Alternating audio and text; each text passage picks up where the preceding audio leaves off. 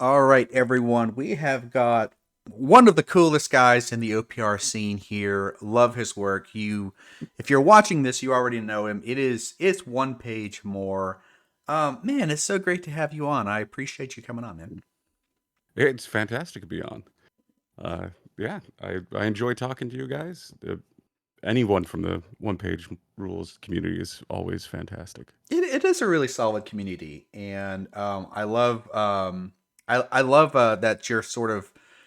you've sort of been part of the community, it feels, for a while. Maybe could you just real quickly, for those who don't sort of know, just give us a quick rundown of maybe a little history of your wargaming and what kind of got you started doing one page more as far as the YouTube Yeah, channel? sure. So I really, really love the video game StarCraft 2. And that's kind of a weird place to start, but that's where my wargaming path for this particular chapter of my life started with, which is during the pandemic. My friend got me into StarCraft 2. I got him into the TV show Supernatural. We both blame each other for getting each other into something that used up a lot of our time. But I've put way more hours into StarCraft 2 than he'd put into Supernatural. So I think I lost off of that exchange. But I absolutely love the Zerg. I love the aesthetic of the Zerg. And previously, I'd also learned about Warhammer 40K from another friend, and I liked the Tyranid, and I liked the Zerg, and so apparently I just like gribbly little dudes who eat up everyone and everything. And so I wanted to make a Tyranid army, and specifically one based off of my favorite uh, build order on StarCraft 2. And I put together the list, figured out what would be the equivalent in Warhammer 40K, got everything put together, and checked how much it would be, and it was going to be $1,600. Yeah, yeah, exactly. That was just the models, I'm guessing, right? Not even. Just the models. Yeah. I I didn't have any painting equipment. I didn't have anything. So I'm like, oh, I can't do this. This is ridiculous. So and I thought to myself, you know what? I really want Zerg. I don't want Tyranids. I want the Zerg. So I decided to start a project where I learned 3D modeling so I could 3D model Zerg models and then 3D print them and come up with my own custom Zerg army. And I did the math on that. And to buy a 3D printer, the software, the all of the resin for it, it would cost less than half than buying those models from Games Workshop. Yeah. So that's what I did. I spent about a year putting together my army, and I printed a few hundred models total, but only 140 of them are my part of my official list. And so now I have that. But when I was putting all this together, I was trying to listen to content because I'm spending hours and hours, 3D modeling this stuff. The If anyone's familiar with StarCraft 2, the model that was the hardest was the Roach. Absolutely, absolutely the worst. The modeling the Queen was easier than the Roach, and the Roach is just a little dude. Oh, wow. Um, and the reason why is because the model inside of the game doesn't actually follow the laws of physics, and it clips through itself in its walk cycle. Its legs clip through its main body. it the game developers couldn't even get the model to work in the game, and I had to figure out how to make the model work in real life with the same proportions. So that hours and hours spent on that. And to stay sane through all of that, I was listening to lore. And I wanted uh, as much lore as I possibly get, so I started listening to Tyranid lore. And shocker, there's not much to it. The No one's telling you the story from the Yeah. perspective of the space bugs, Yeah. right? And 10th edition came out, and I didn't want to learn 10th edition, so I started looking for other games and one page rules. came up. I played a couple of games of that. I'm like, oh, this is fantastic. And I looked around, like, great, I'm gonna do this. My proxy army for the Zerg. I'm gonna play one-page rules. This is all gonna be fantastic. Let's now listen to the Alien Hives lore. Yeah. And this was a year before the Alien Hives lore actually was published, let alone anyone making content for it. And so I was just there in silence, working on my gribbly dudes, 3D modeling, just pining for one page rules lore, and just that's what I wanted. So when they published it in was it April 2022? I think Oh wow. Yeah. was when March or April. I jumped on that as much as I possibly could, and I'm like, I'm going to make a YouTube channel so I can stop anyone else from going through what I went through, which is wanting to listen to one page rules lore while working on their hobby project. And so that was my goal. And I've been doing this for almost 2 years, I think, Mm-hmm. the YouTube channel. Um, I've produced a little more than half of the factions. I have a lore breakdown video for, and then about a quarter I have a expanded lore video for. So Yeah. absolutely love it, And the stuff and it's been a lot of is, fun. I mean, I think that you're not only are you, I think there are other people who are doing one page rules lore, but you're doing it consistently and you do it pretty high quality. Like, I think that you're, first of all, like, I think that you just have a knack for, I think that you seem like the sort of person that whatever you do, you just heavily do it because, like, we can even Yeah, post your Cult 3D. Those look fantastic. Like they thank you. are. I mean, they look like the Zerg. Yeah. And then your one page rules content. You know, I'm still trying to get into video editing, but like the video editing and the imagery and the sound design and just your sexy voice, you know, it also works together. So Yeah. I Well, I appreciate that. I'm glad that you like that because I both of my first foray into 3D modeling and video editing.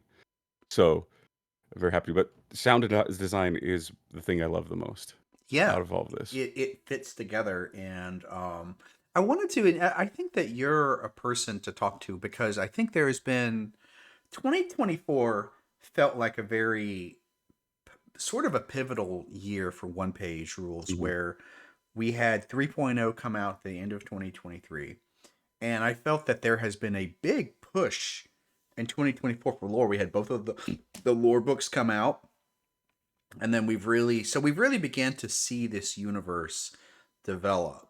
And then actually they're continuing that. We're getting the campaigns and now we're getting the faction specific book. I haven't Mhm. looked at it, but the Eternal Dynasty, they've really fleshed out that from what I've followed on that, they've really fleshed out the like where they're coming from. Apparently they're an Yeah. aquatic based race.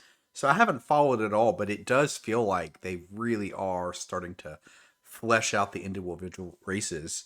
So how so with all that going on, how have you sort of felt about the lore so far? Grimdark Future and Age of Fantasy. How have just broad picture, how have you sort of felt about the lore so far? Uh, I am incredibly positive about the lore that they produce. Partially because they're really in the nascent phase of their lore development, and the quality that they're producing is pretty fantastic. Mm. Um, it's not on the level of 40K when 40K is good, or Warhammer Fantasy when Warhammer Fantasy is good, but boy, is it better than when both of those IPs are bad. Yeah, there you go. I think that's So yeah. that's kind of it. It they've done a good job of this even keel of quality throughout. Hmm. Um, their their Age of Fantasy lore actually reads better than their, in my opinion, their Grimdark Future. I feel that way And I think too. that's Yeah. yeah, I think that actually comes down to the limitations of the genre that they're writing for, actually, not their own abilities, Yeah. It which is it could also be that they sort of learned. I the way I see it is 2024 was like a learning experience for OPR. mhm, It's a growing pain. Like it's I really felt that like the end of 2023, we've seen OPR explode in 2024, and with that, yeah, it's almost like they are learning that they are sort of becoming mainstream. And I think the Grimdark Future book, I think it was good, but I think they also took some of the feedback from that, and that they made the Age of Fantasy look better, uh, work better. yeah, I don't see that as a criticism. I see it as they're learning and they're producing good work. But I think that we also have to. Is it fair? I would say this, for better or for worse, we are comparing it against Games Workshop 40K lore, but I also probably wouldn't say that's very fair considering this lore for Games Workshop goes back 40 years? I'm guessing over 40 years. yeah, no, it's over 40 years. Yeah, but Yeah. it isn't fair, but everyone's gonna do it anyways because that's the standard. Yeah, yeah. That's it. You can't go through the same development that 40K went through because they don't have those early years when tabletop RPGs and tabletop war games were new. No one had any idea what they were doing. So we have to put some respect on 40K's name and just Workshop's name from that of they made it so this would be possible today. Yeah, Like if they had failed, we wouldn't be here today. But with that, uh, it's not fair to say, oh, uh, one page rules lore sucks because there's hardly anything there. yeah.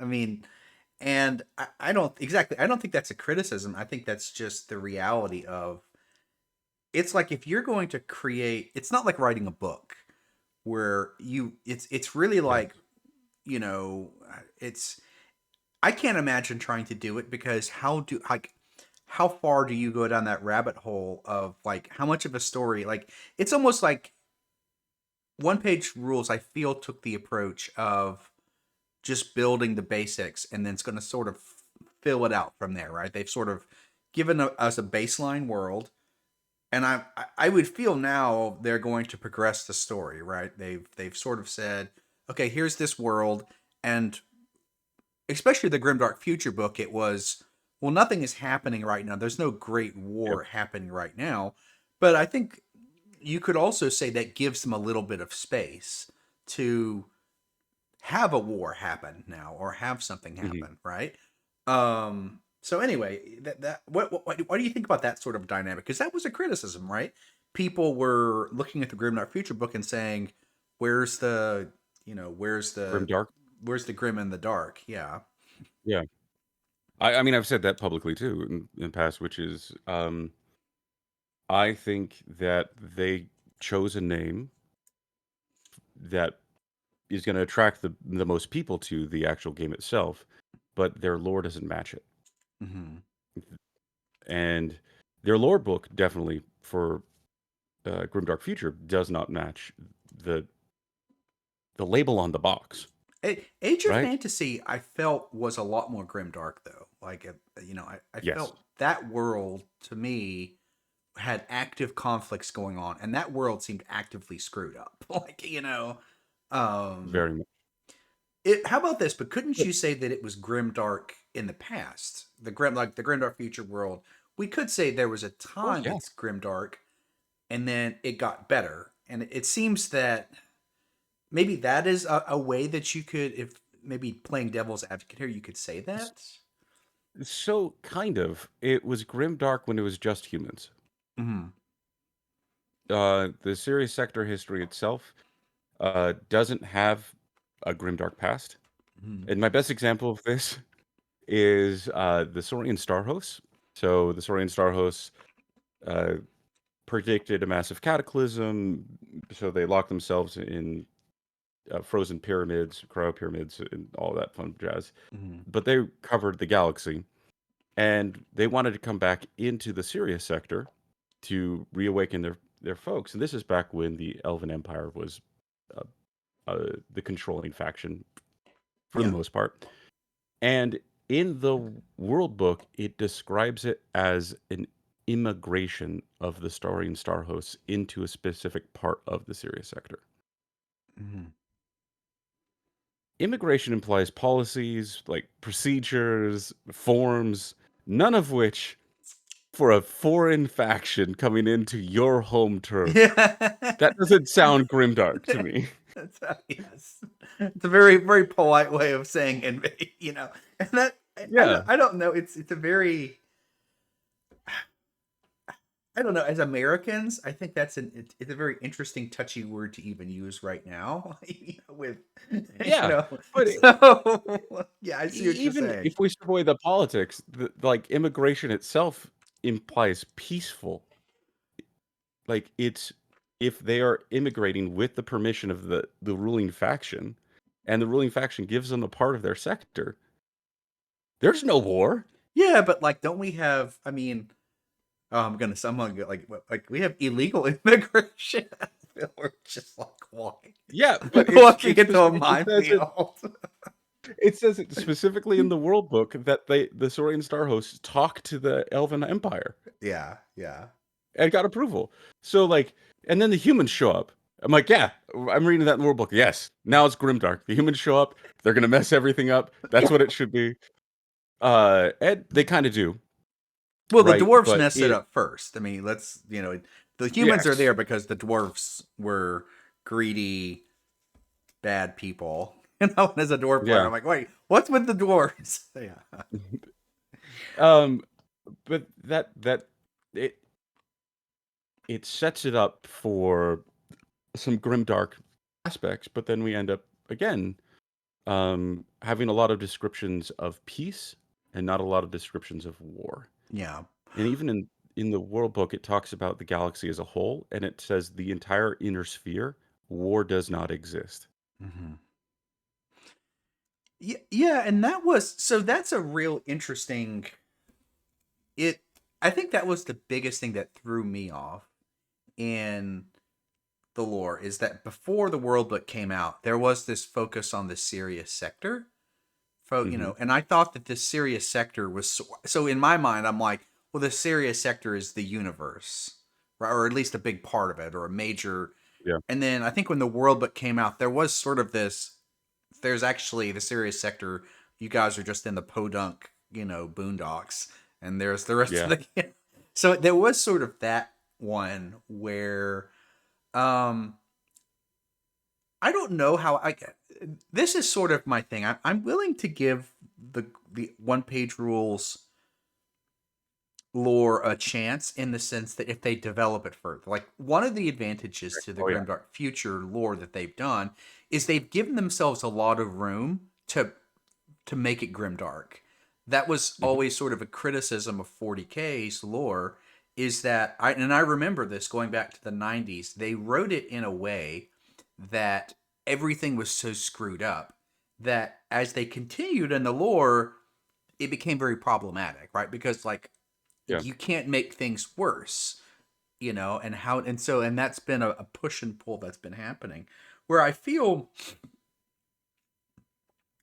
feel that the OPR Grimdark future lore has room to be grimdark. In other words, if that's their way they're going about it, then I don't mind this approach, right? It's like Yeah. bad things happens in the past. It's sort of like our current timeline is a bit of a lull, but it's not like completely peaceful. But there is a lot of opportunities for bad things to happen. Conflict. Yeah. Yeah. For me, I'm actually not even bought in on it needs to be grimdark. Hmm. And that might be a controversial statement, but I think they've set up a really interesting world for really interesting stories to take place that grimdark does not actually need to be involved in all of it.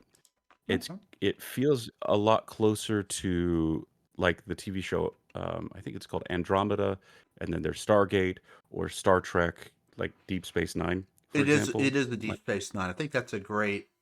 That's actually a good place to put it. It is. It's not quite next generation. It's a Hmm. little further down the thing, but it is basically Deep Space Nine. Yeah, I think that's a Yeah, really good way of comparing which it.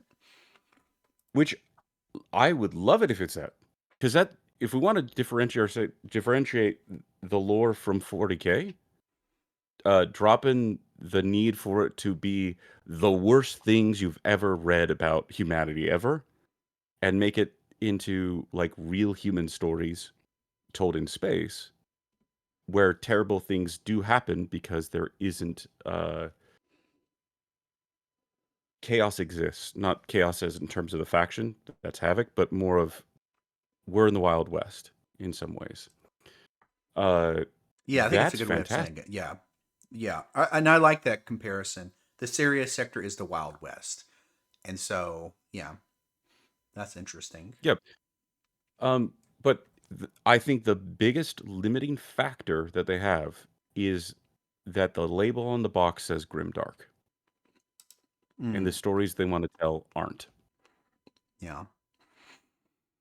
So, with that being the case, though, I mean, does this lore?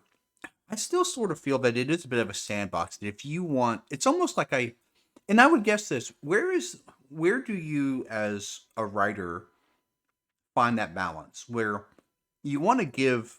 What I feel is you want to give your players enough room to develop their own stories and to develop their own version of the world, but you also want to give some sort of defining parameters, right? I mean, everyone wants some sort. I think, are they still sort of playing with that balance of, okay, we want to give you a general lane and go off and do your thing, but also we still want to provide some parameters, right? Where is that sort of?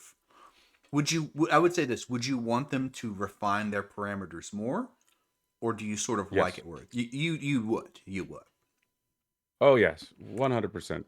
Um, so this is one of the things that actually they get to benefit from in Age of Fantasy. Like, I'm gonna use the example of I've been formulating this thought over the last couple weeks since you reached out to me, and I think that there is an issue with the science fiction genre in general. And One Page Rules Grimdark Future is suffering from that exact issue, and that issue comes from no one has any idea what science fiction is. Okay, interesting. Uh, so for you, what's the from just off of what you think it is, what is the highest selling science fiction book of all time? I don't read as much science fiction as I do other than non Sorry for calling you out, wargaming man. lore. Yeah. I don't I don't know what's I really don't because I'm actually outside of wargaming lore. I am more of a fantasy lore sort of Okay. reader, so I don't Yeah. actually I can't really say. Yeah, and it's ironic. I love science fiction wargaming, but I don't read a lot of lore. I've thought about getting into BattleTech recently, but um, that lore was a little too depressing for me. It hit a little too close to home. Yeah. Um, and so I know but yeah, maybe fill us in on that because Yeah. yeah. No, so I've asked a few people that same question. Sorry for putting you on the spot without knowing any background when it comes to you in science fiction novels and stuff. But a lot of people have said Dune, Hmm. like Okay. the Dune series. Yeah, incredibly foundational. Uh, Other people have said The Hitchhiker's Guide to the Galaxy Yeah, I've read or stuff like that. and so that's actually interesting what you're saying because I don't even consider because I read Robert Heinlein and Hitchhiker's Guide, Isaac Asimov when I was like in high school. But for me, it's Hmm. hard to even consider that science fiction because it's almost not the future as we see it, right? Yeah, that's interesting. But Yeah. anyway, I'll let you finish off. Yeah. So on some lists online, uh, there's a lot of lists that cover this. but the one that I found the most consensus on was the Hunger Games. Hunger Games. That's interesting. Yep. 200 million copies. And if you actually think about it, it fits perfectly in the science fiction genre Yeah. because it's about technology and people dealing with it and them. It's the entire Hunger Games is a massive. It's how a government uses technology to oppress a people. In some ways, that's not the core themes, but it Hmm. is. And so it fits the science fiction genre. But when you ask anyone, oh, Hunger Games is my, or if you say to anyone, Hunger Games is my favorite science fiction book, they would look at you like you're crazy. Yeah, I don't think of it. I would have never picked the Hunger Games. Now that you say that, and yeah, it's an interesting that you're getting into this. Yeah. You brought up Isaac Asimov, and he has a quote that I like, and it's someone asked him, what science fiction, what's the definition of it? In science fiction, he says, science fiction can be defined as that branch of literature which deals with the reaction of human beings to changes in science and technology. Oh, that's interesting. Okay. Yeah, that Hmm. doesn't help anyone write science fiction. Yeah. Well, I mean, for me, and I'll speak about the sci-fi and fantasy problems. So, and it's a good compare. I consider it pretty apt because it happened with the Grimdark Future and Age of Fantasy lore books, and that is the universe is very difficult to fathom on our level and to write for. Hmm. This happens. This is a problem even in 40K, where they start to write more heroic figures, and the problem is it just makes their universe much smaller. And so, like, we look at like the Grimdark Future OPR. So one page was we look at their Grimdark Future lore and their Age of Fantasy lore. There are some similarities there, right? I mean, there's the broadly speaking, it's a similar narrative. It just works a lot better as planes as a world than on a universe, right? I Yep. feel the rate all that sort of happened. It doesn't work as well when you're talking about a universe. But when you're talking about a world and then these planes of existence, that is still much smaller and it just works. You know what I mean? Like the Yeah, scale, I and agree. maybe that's to me has always been a problem with science fiction. It's trying to deal with the scale of a universe as opposed to a world. Do you think that's one thing that I see? Do you sort of agree with that, or how do you sort of feel about that? How Yeah, no, difficult I is it completely to agree. set scale? No, I completely agree with that, and it has to kind of deal with the genre of high fantasy and all the subcategories of it have really solidified tropes and rules and expectations. And they also get to benefit from the fact that when a reader sees the word portcullis, they can Google what that is because that did exist in our world. Yeah, that's true. And in science fiction, they're going to call it something like a gargly door Yeah. or something like that. And you can't Google what that is because that doesn't exist. And so you have this frame of reference in fantasy that is much easier to digest for both the writer and the reader, whereas that doesn't really exist in science fiction of any genre. And so I think that's one of the reasons why the in my opinion the caliber of writing in Age of Fantasy is better than Grimdark Future Yeah. is because it's more grounded, it's easier to tell very human stories, and it's easier to understand the scope. Am I wrong with this? It feels like, broadly speaking, that fantasy is much more popular and much more like in just like Lord of the Ring. Like, I know when we mentioned Deep Space Nine, Star Trek, there's probably several of our listeners who don't know what we're saying, right? Do you know what I Oh, mean? yes, of They course. probably, Yeah. like me and you, we're a bit sci-fi nerds, so we sort of understand that context, right? A single word can sort of describe a universe. But Mhm. those same people listening to this, if we would have said Lord of the Rings, instant, right? So I think Instantaneous, yeah. that's probably at play too, right? Is that fantasy is just much more like it's just a much more fleshed out topic. Like even Robert Heinlein and Isaac Asimov, a lot of people don't know anything about that stuff, right? They've heard of the names, Yeah, never they read hardly it. sold any books. Yeah, Yeah, they hardly sold any books. And then on top of that, science fiction as literature does not sell well. yeah, yeah, Uh, Science fiction in visual media does really well. yeah, So Star Trek, Star Wars, all of those do really well in visual media because I don't need to call a thing a googly door because you just look at it and like that door moved by itself. That's cool. Or they get into a small room, hit a button, and they pop out and they open a door and they're on a different floor. That's an elevator. It doesn't matter what they call it. Visually, we understand the technology and the context of that technology. Um, and that's really difficult for a reader to get.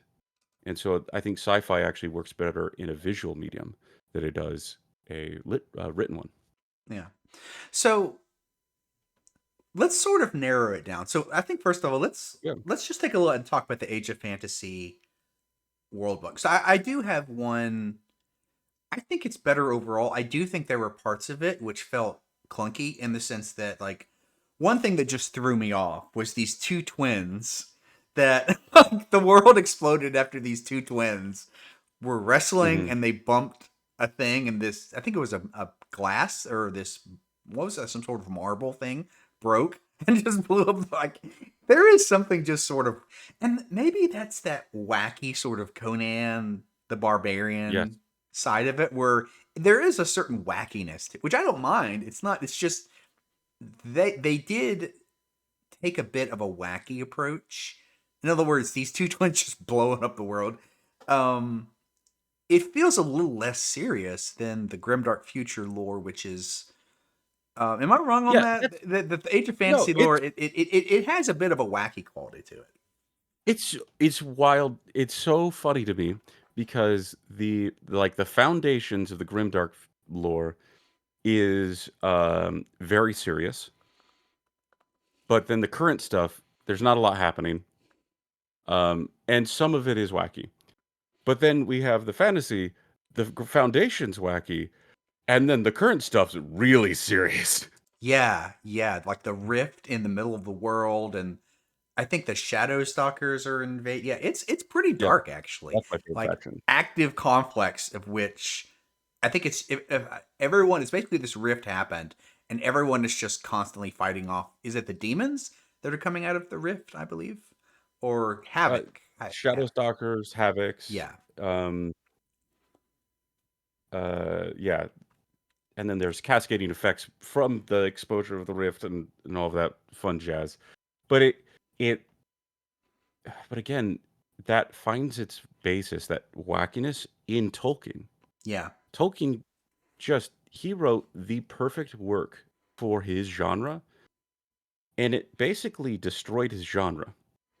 Hmm. Fantasy cannot throw off the shackles of Lord of the Rings, Hmm. but it's those shackles that make it successful. Well, rather than calling it shackles, can we call it?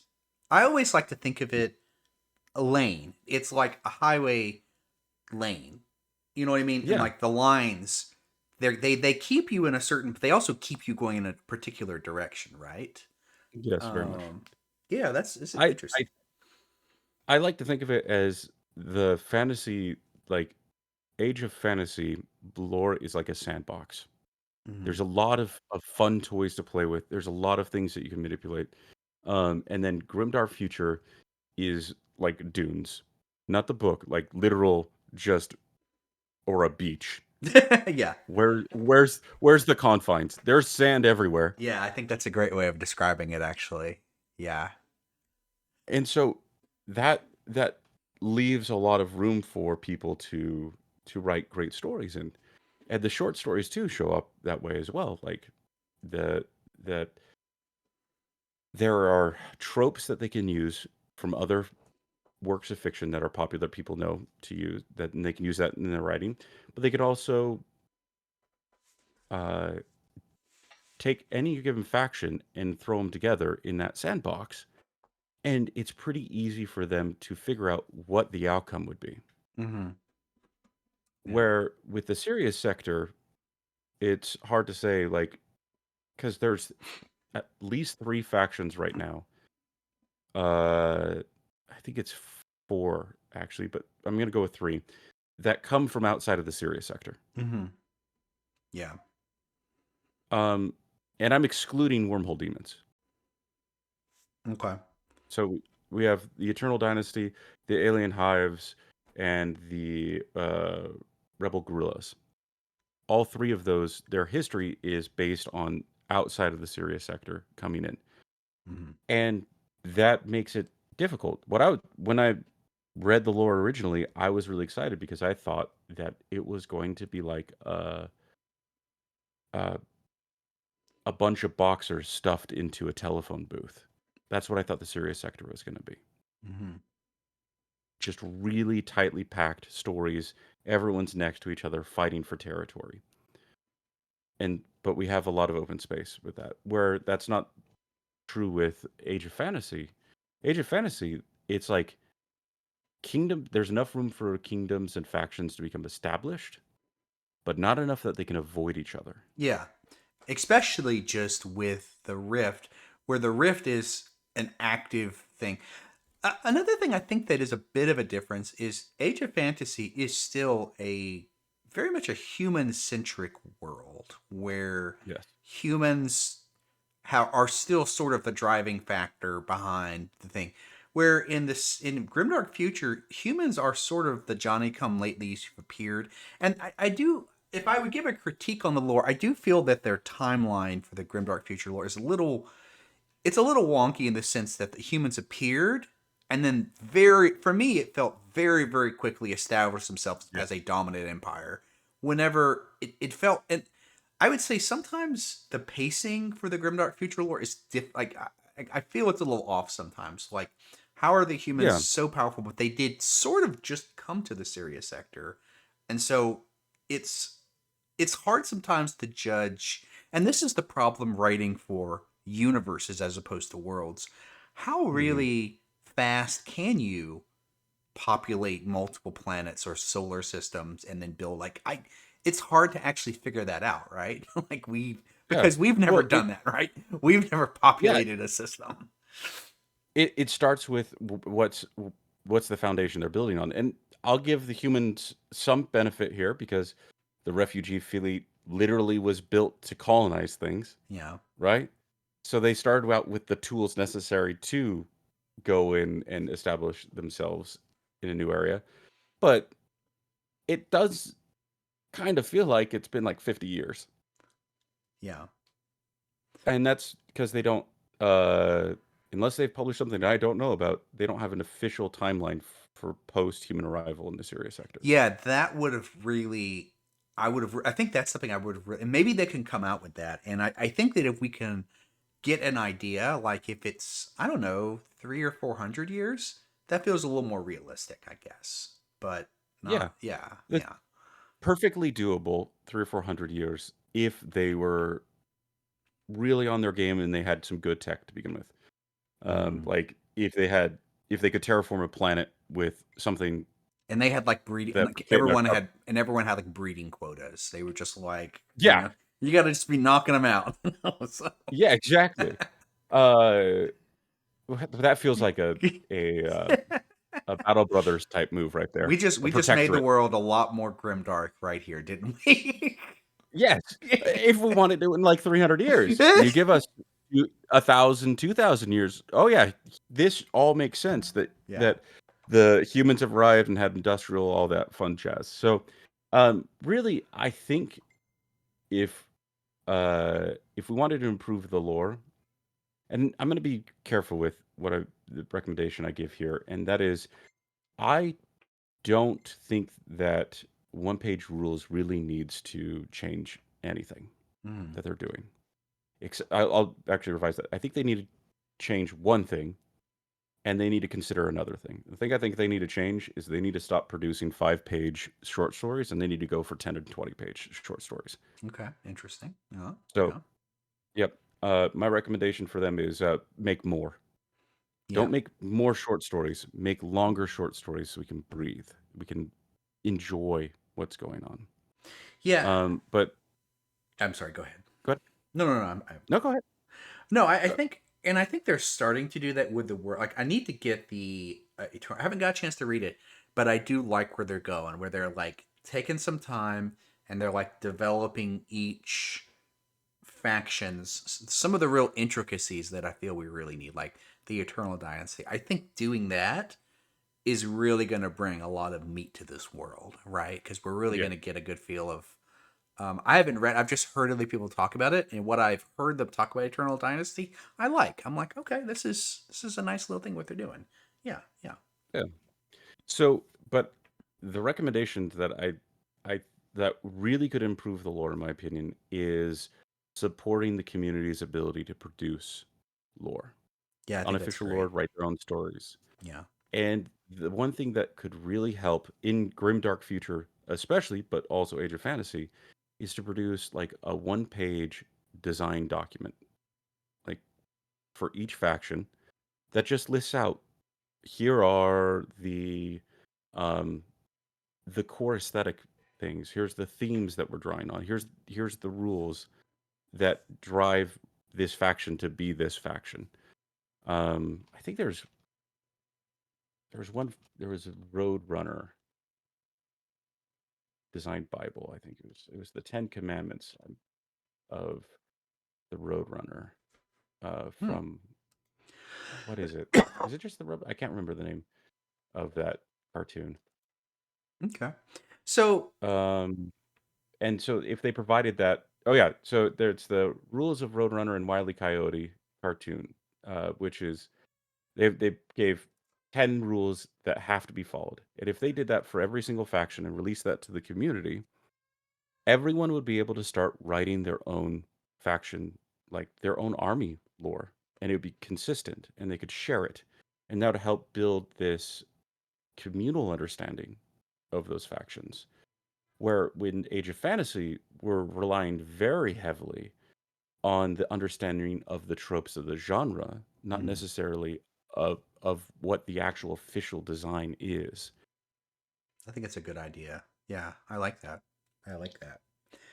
So, with that in mind, I wanted to sort of pick your brain. So let's suppose you're writing your own one-page Mhm. lore, one page more version of the lore. And I would love to see that actually. I would love to see people like yourself and others sort of take the lore and just develop your own headcanon version of it. So, in your headcanon, and I'm not saying that when we're talking, I want to be clear, I'm not saying that you're suggesting this be official. I would say, like, Oh, yeah. No, I'm yeah. official. Oh yeah, yeah, exactly. But I'm saying, what would you just in your personal head canon? What would you love to see sort of happen next in maybe the serious sector? Okay. Yeah. Um, it's a very good question. And what I would like to see happen next, uh, okay, You can there's just say it, too many good genocidal themes. war. You know, it's okay to say No, no, it. I'm playing. Go ahead. uh, what I would really love to see is an incredibly specific human story with a very narrow scope. Mm, And that's probably not at the heart of the question that you're asking, but I think that would do the best good for their setting. Um, because if you tell a very human story, it gives people something to actually care about. mhm. And there's not a lot of things to care about in the serious sector right now. Yeah, Like there's no real bad guys. yeah. There's there's some decently good guys. Like the Ratman clans are basically just good guys. The But jackals are great guys. The jackals are they're the best people in the world. You know. I would put them more of like neutral. But Yeah. yeah, and so I think just taking it from a single character's perspective and not even a hero, just a normal dude going through this in some experiences in the serious sector would be really good. And that doubles down on their comics, which it was, the first lore they'd produced was Mm, their comic series, which involves two characters going around and doing an audit, essentially. like take that motif and instead of having it played up for a little bit more of the comedic value and introduction to each faction, just tell very, very human stories of individuals experiencing a set of factions. Yeah. And that would be something really enjoyable to read about. Um, that goes over like I would prefer that over even having a genocidal war or Yeah. actual more conflict.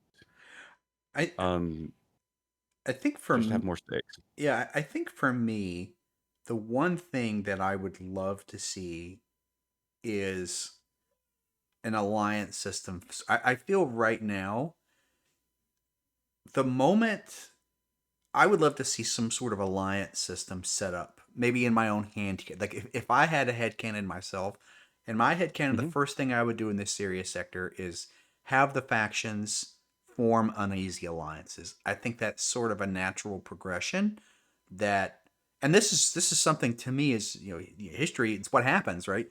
Everyone is sort of at this stalemate. The next thing that they have to do is partner up with people, even if they don't even like their factions, right? It's almost Yeah. like, and it's that I think the moment for me that would be how I would really clarify the universe, which is that okay, we've got to have some factions, and these alliances don't even have to match up, right? They can Mhm. be very problematic alliances, and then from there, I think those alliances would then start to define where the universe would go, whether it's low level conflict or I do feel eventually there needs to be conflict in the serious sector. Um, I don't I don't know how that would end up, but I think that would be the first step that I would do is find Yeah. someone in the lore to draw up alliances. Well, that's a better suggestion than I gave. God dang. Maybe you should be writing the lore, doing the lore channel. Well, no, I think that what you says it's almost like what you said is really great to like get that humanized experience, right? And like it's not Yeah. that it's like that's great story, but like I guess I think about it from a broad perspective, and that's what I mean. It's all based on what you want. Like I'm not a writer. That's the difference. Is that I'm not a writer. I'm a strategist, and so I Yeah. immediately go to. I don't know how I would write it. I just immediately go into the tactical side of it. Okay. That Um, that is a really good point that you just brought up there. Sorry for cutting off. You can continue, but no, no, no. Go I ahead. I want to reach that point. There's not very many people in the one-page rules community, for as a percentage, that actually care about the lore right now. It's more than it was by a lot. But the primary driving factor of people getting into one-page rules is they hated the bloat from 40K and they wanted something that they can play that has it's not a beer and pretzels game. It has some meat to its bones and you can go in there. And so they still stick to their 40K lore, but they use one-page rules. And so I'm coming from it from the perspective of someone who cares about almost exclusively the lore, but that doesn't serve most of the people who are going to be consuming the lore. And so your point is incredibly valid of if you give the player base uh, some useful high level lore that can influence their gameplay, even if it's just in their own head canon of like, oh, I'm an orc player and I really dislike who should we? I mean, we could go with dwarves, but that seems a little classic. I'm gonna say Robot Legion. Like Robot Legion and orc players or orc factions hate each other. That shapes the way you feel about that game that you're playing Yeah. more than short stories. Yeah, I think that you need both though, because I do think what Agree. you are saying is a great way to flesh out the lore in the sense that I know that like because what you are describing is really how a lot of sci-fi is written. What do they say? There's sci-fi is oftentimes written from sort of the what is it called, like the dumb idiot who sort of walks in this universe and you sort of Fish out of water.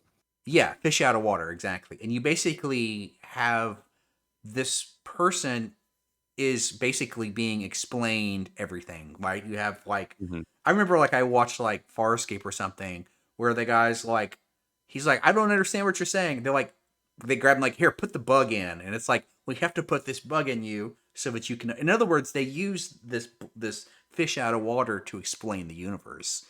Yes. So I like where you're coming from, where you take this personal perspective, and you're able to use that same mechanic um, to flesh out this world, right? Um, so yeah, I think that there's a lot of different ways to approach it. Yeah. And I, And that's yeah, and I say this as a person that isn't a lore writer, that like is just, yeah. yeah, yeah. That's one of the things I think One Page Rules is actually doing a really good job on is all of the avenues that they're introducing lore through. Mhm. We have short stories, we have world books, we have faction books, we have narrative campaigns for skirmish and regular scale. We have the Quest and Star Quest, where Mhm. there's those campaigns. There's so many different avenues that they're approaching the lore that the audience can really adopt it on their own terms with how they want to do it. And that is an absolutely fantastic way for them to expand their lore. I especially enjoy StarQuest and their use of lore that way. Those narrative campaigns are fantastic, and it's a good way for the player base to engage in their world. Versus 40K, like again, we gotta compare it to that. It's if I feel like if you haven't read 40, 50 novels, you should not talk about 40K lore in too public of a setting because there's people who've read 400 novels who've memorized everything, and so that approach is really based off of if it's in a novel or if it's in a faction book, that's how you get your lore. Yeah. Where with this, if you play a Star Quest campaign, you get a type of lore that most people would never be able to engage with, and you engage with it on a very like a personal level because your character is going through that situation.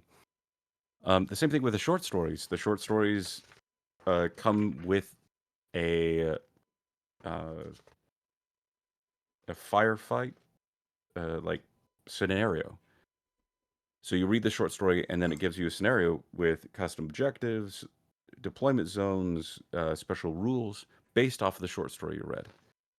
And so they're using this uh, gameplay loop of read lore, play game, want more lore to play more game, and that is a really powerful one. And I think they're doing a good job on that. I think there just needs to be more of it, Yeah, and they're and going to get there. exactly. And I think that's something that it's almost like don't, be careful what you wish for, because with all the established 40K lore, I think a lot of the past 10 plus years of it have been, I mean, me personally, has been junk. So there's also like, it's like you want to get more lore. I mean, be careful what you ask for. Maybe just get, maybe they don't, like I said, maybe they don't spell out the universe so much and they give you an opportunity to develop your own universe. And Yeah. I think that's why it's so good to have you on, because I feel you're telling a little, but you are also in some of your videos, you are really fleshing out the lore. Like I go back to it, one of my favorites is your Soul Snatcher cult one. Yeah. It was so good about how you fleshed out how that soul snatcher took over something, so I Hmm. think I think that that is a wonderful thing, and I think from the community definitely saying thank you for your work. I appreciate it. Yeah, you're welcome.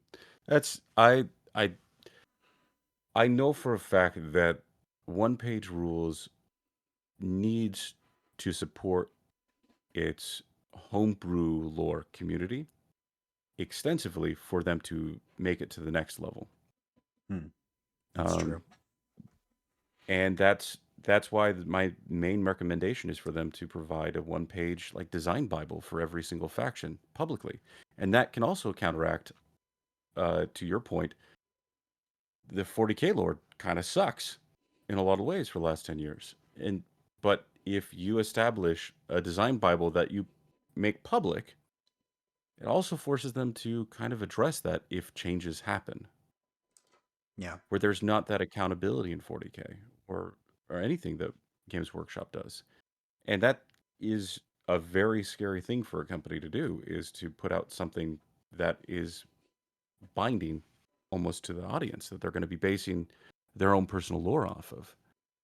Hmm. That's good. Um, That's good. yeah, Well, one page more. I would love to keep you on, and I want to talk another 2 hours about this, but unfortunately, we do need to come to an end here. okay. But I would say is so what do you sort of have planned for the channel? Anything anything in specific that you want to sort of talk about that you have in the mix going on? Yeah, I have so many projects that I would love to work on.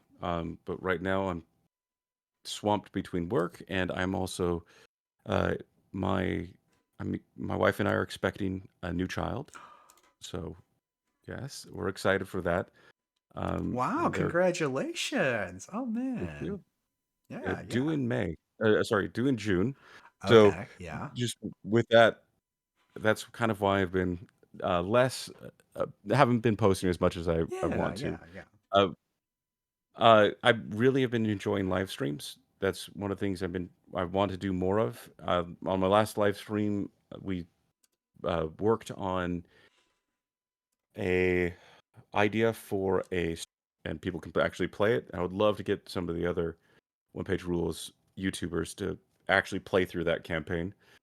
Um, the other thing I've been working on for a while now a is an original story about a guy that basically runs an Airbnb out of his spaceship. That's cool. Um, I've got the first chapter basically recorded. I'm not super happy with a lot of my voice acting on that, but I'm trying to not let perfection be the enemy here. I want to produce something that people can enjoy. And I'm really excited for that. So we'll see if that's going to come out anytime soon. And then I'm just going to continue making videos as much as I can. Well, and that is, and I think that's just part of life. We know that none of us are millionaires yet that we can do this full time, but like I said, I try to if I don't catch your streams, I will watch them after the place because I love, and I think that's an important thing. Just that you, if anything, you can be just at times that curator. I think is really good. So, with that, just one page more. Thank you for all you're doing, and we look forward to seeing more of your work. As you can do it. Thank you very much. It's Okay, been a pleasure speaking with you as always. thanks.